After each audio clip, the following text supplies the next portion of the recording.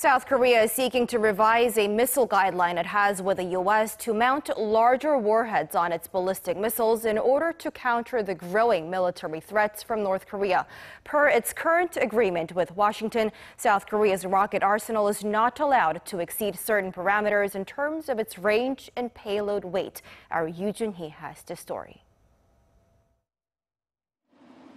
Citing local sources, Seoul-based Yonhap News Agency reports that South Korea is seeking to double the maximum weight of warheads that can currently be mounted on its ballistic missiles. Under the South Korea-U.S. missile guidelines, Seoul is not allowed to develop ballistic missiles with a range of over 800 kilometers and a payload exceeding 500 kilograms.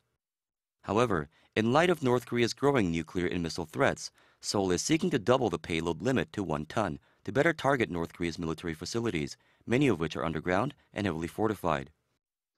The majority of North Korea's key military facilities are either hardened or lie underground. The payload increase will allow South Korea to neutralize them and bolster its overall deterrence capabilities.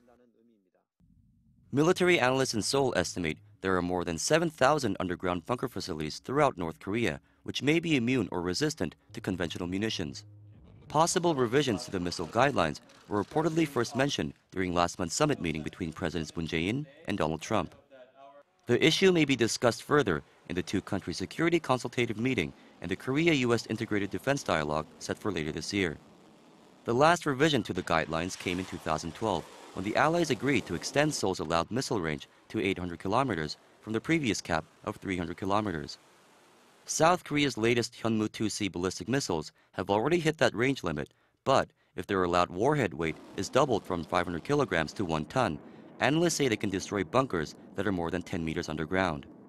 This may provide a strong deterrent against Pyongyang, which continues to harbor further missile and nuclear ambitions after test firing an ICBM earlier this month. Joonhee, Arirang News.